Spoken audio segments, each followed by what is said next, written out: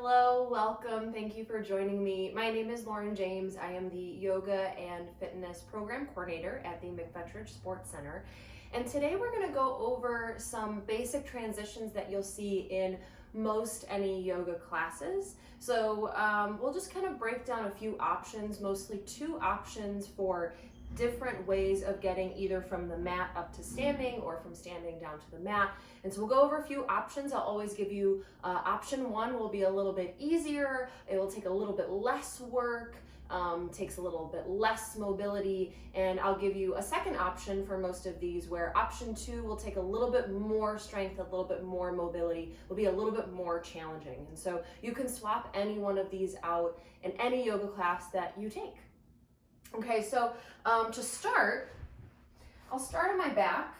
A lot of times this is where a lot of classes begin. And so as we're going through these transitions, we're gonna start all the way down low, work our way up, and then I'll show you the reverse of how to get from up tall, down back onto the mat.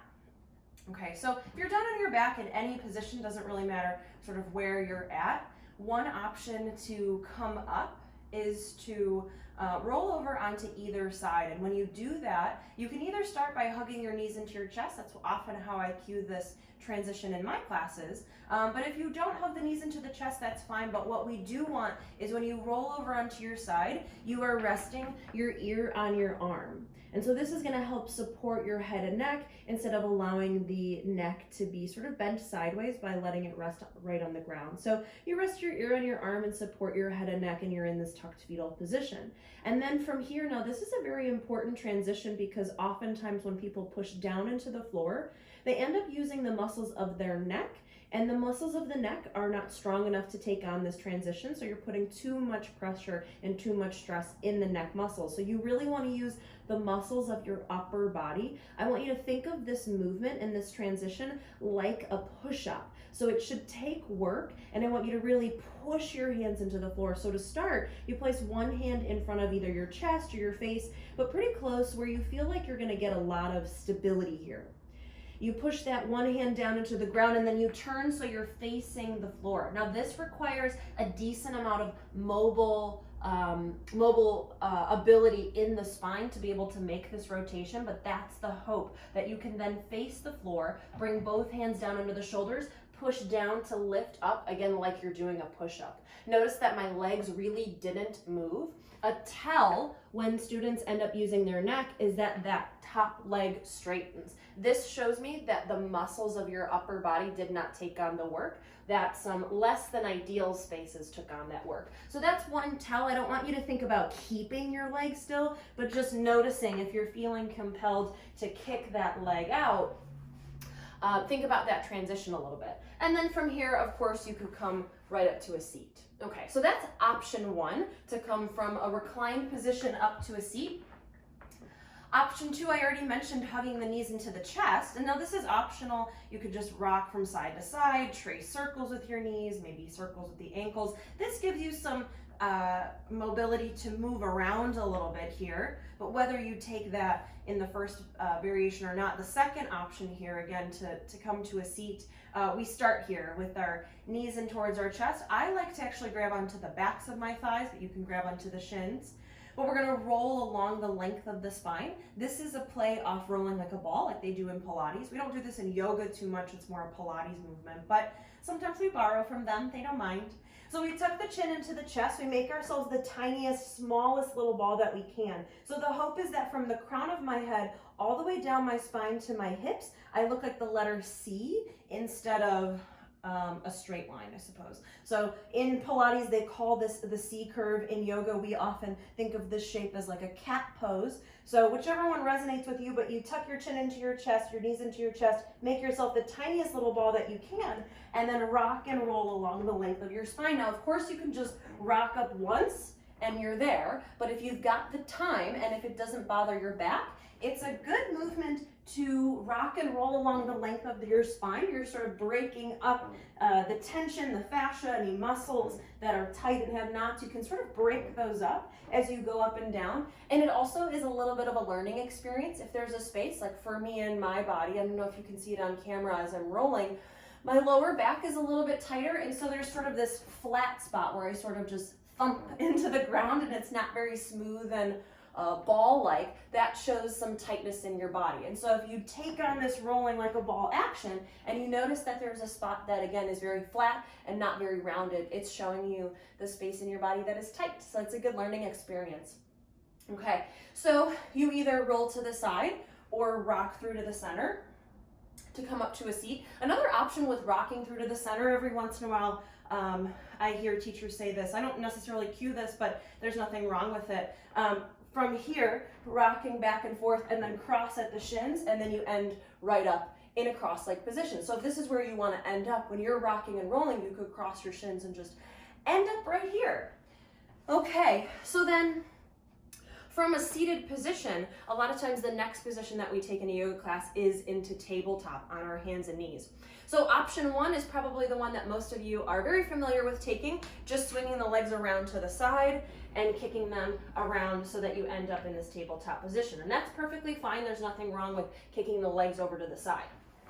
Okay, but another option, so option two takes a little bit more mobility and openness through especially the knees, but right from a seated position is just to roll over the shins and then uncross the shins.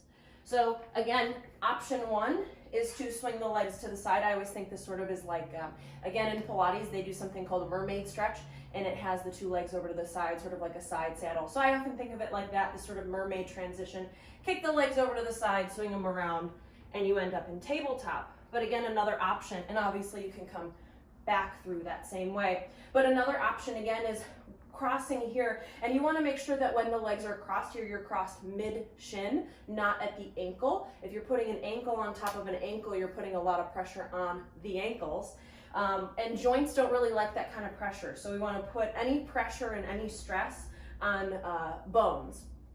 And so crossing mid-shin, and then again, just rolling right over, and then uncrossing the shins. And so now you're in tabletop. So those are the two ways that you can get from a seated position into tabletop. Now from tabletop up to standing, you've got several options here as well. So option one, that takes a little bit less work and a little bit less effort, is right from tabletop, stepping 1 foot forward. Now this transition's even easier if you've got blocks and you place your hands on blocks, or even just on a chair or a table or something nearby. But coming into tabletop with 1 foot stepped forward, you're in sort of this low runner's lunge. And then from this lunge, the back toes hook under. We lift that knee up. You're now in a runner's lunge. And then you step that foot forward. So now you're in forward fold, and really forward fold is how we come up to standing. So once you're in forward fold, you're sort of set. So again, I'll just repeat that. And then again, you do the same thing to sort of come back. We'll go there in a moment. But again, just from tabletop, you step 1 foot forward, and you might have to move that hand. You might have to pull that foot. That's okay. What's most important here in this transition is that the foot does come all the way forward. If the foot stops here, this is going to put a lot of pressure on your ankle and your knee, and that's not really, again, what the joints are capable of doing or comfortable taking on. So you've got to walk that foot all the way forward in between the hands. So you're in this low runner's lunge. You hook the back toes under, lift that knee up, inhale, exhale, step forward. We usually step forward on an exhalation. Anything that takes a decent amount of work, you want to do it as you exhale. Exhaling helps you put forth the physical muscular exertion. Okay, so you can come in again to forward fold from tabletop by that low lunge and then runner's lunge and stepping 1 foot forward at a time, or of course, some of you are mostly probably familiar with this, from tabletop, walk the hands 1 whole handprint closer, farther away from the knees, spread the fingers, hook the toes under, lift the knees up off the floor. Now you're in downward facing dog. And from downward facing dog, you could do the same thing. You could bend the knees, step 1 foot forward, and then the other one forward. Or you can take a variety of little baby steps, whatever makes the most sense. But again, the feet do really need to come all the way forward. If not in between the hands, at least just behind the hands. I often see students in downward facing dog walk only maybe to the mid-mat and then walk their hands back. Now you're not really in an ideal position for the next several movements where we're going to be stepping back. And so if you're taking downward facing dog, you really want to walk all the way forward. Okay, so again, just to review one more time, option 1 is take this low lunge, runner's lunge, step forward. Option 2 is from tabletop, walk the hands, one handprint closer to the top of the mat, hook the toes under, you're in downward facing dog. And then taking either a variety of little baby steps or one big step with each foot. Okay, now from forward fold, we've got to get up to Tadasana. Now, options 1 and 2, I wouldn't say one is harder and one is easier. They're just different. Option 1 is to roll up, imagining that your body looks like a candy cane, a straight long line at the bottom and then rounded at the top, and you round up, keeping the chin into the chest, allowing the head to be the very last thing to lift. Now, I often see a lot of yoga teachers teach that transition. I'm not very fond of that transition. I don't think that it's the most safe way to move.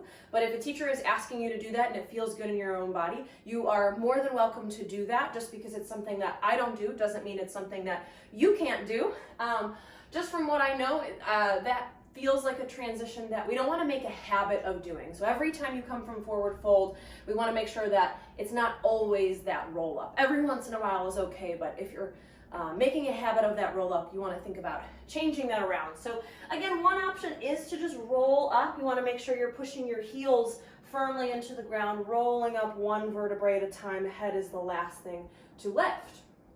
Okay, but otherwise, the other transition is from forward fold, again, pushing the heels of the feet firmly into the floor, lifting up just halfway. Now you're welcome to hold it here for a while or just a little bit, but bringing your hands on something, maybe you've got blocks, maybe right onto the shins or the thighs, but create length in the spine, and then round out one more time. Push the heels into the floor and then rise all the way up, maintaining a long, tall spine. Instead of allowing it to round, when we lift here, we want to keep the back flat, and then usually fingertips reach up towards the ceiling, and then we can bring the hands either to the heart or alongside our body. So again, we either roll up one vertebrae at a time or lift up halfway, lengthen, lower all the way down again, push the heels into the floor, and then rise, allowing the arms to lift up with you. Okay, so those are some ways to come up. So we've talked about all the different ways that we can lift up and up and up.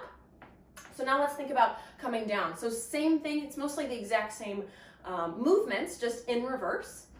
So from standing, this one, actually, we don't ever roll down. That's not something we really ever do. They do that sometimes in Pilates, and that's a very different motive and intention that they're after. So it doesn't mean that they're wrong, but in yoga, I don't think you would ever see anyone ask you to roll down. And by that same logic, again, I wouldn't make a habit of it. So that's not something that I would encourage students to do. So really, to come down, we do need to get to forward fold first. And there's really only one way to do that from standing, and it's that reverse. So we inhale, reach the fingertips up, maybe even look up, and then slowly, keeping the back flat, round into forward fold. So we're back where we started, rounding in this sort of ragdoll position, just letting gravity pull us down. And then from here, we lift up halfway, and then we step one foot back. So you just take one foot back, doesn't matter which one, whatever you're most comfortable with. If you're just transitioning, it really doesn't matter which foot is doing the work. But you come back to this runner's lunge. Notice my hands are under my shoulders. My hands are in line with this front foot. They're not in front of the foot. So we're in the runner's lunge. We drop the back knee and then drop the other knee. And now we're back in tabletop. So again, from forward fold, we inhale, lift up halfway. Exhale, step one foot back. Lower that knee. And then drop the other knee. Okay. So that's one way, and again, it's the same as the reverse is how we got in it. Or option 2 takes a little bit more work. Inhale, lift up halfway. Exhale, step both feet back into downward facing dog. So now you've got this opportunity to take this stretch here if it's comfortable, depending on the class format. Maybe the teacher is giving you time to even take a vinyasa for those of you who are familiar with that and want to take that. Maybe you could even here do that. So that lends that opportunity. But otherwise, stepping to downward facing dog and then just lowering both knees down, and now you're in tabletop. So again, taking either that lunge or stepping both feet back, coming into downward facing dog, and then just deeply bending the knees, lowering down. So now you're in tabletop. Okay, so from tabletop to a seat. So we're reversing all the way back to where we started. So from tabletop, if we want to come to a seat, option 1 takes a little bit less work. Think that side saddle mermaid position. Swing both legs over to one side, take a seat, and then bring the legs through. And now you're in a seated position. So it's the same as option 1 to come into tabletop. We just reverse. We kick both shins and feet over to the side, take a seat, and then swing them around. Okay, so that's option 1. Option 2 takes a little bit more mobility, a little bit more openness in the knees, just like before. We cross at the shins, make the letter X with the shins. Again, crossing mid-shin, not mid-ankle. Cross mid-shin, really get those feet over to the opposite sides of the mat and then roll over. And especially if you're taking transitions like this, think about changing the cross of your calves and of your shins. So taking it the other way, that's the way I don't normally take it, and it felt very awkward and odd to do it, but that's the point. So just like how we crossed the shins and we rolled over and uncrossed, same idea. From tabletop, we can cross the shins. Again, really cross them all the way, not just a little baby X. Make it a really deep X, cross mid-shin, mid-calf, and then roll over. Okay, and then from a, I'm gonna turn around, from a seated position, there's really only one way to come down onto your back. I suppose we could come up with all sorts of funky and unique ways, but they really wouldn't be necessary. But something to think about is bending your knees, having your feet flat, and then lowering down instead of lengthening your legs and then lowering down. Keep the knees bent, feet flat, lower down, and come there. Or keeping the knees bent, feet flat, using the muscles of your abs to do this. So this is, again, similar to a Pilates movement, but maybe the arms come reaching out in front of you and you lower down very slowly. The slower, the better. Now think again, that cat pose, that C curve, that shape where we really want to round the spine, and then hopefully you can move a little slower than I just did. But the hope is that you can lower very, very slowly and you'll feel your abs work. So of course you've always got the option to just knees bent, feet flat, and lower down. But if you're feeling like you're looking for a little bit more work, you've always got that option to lower really, really slow and really contract your abdominal muscles to do that. So I think we've gone over all the transitions I wanted us to go over.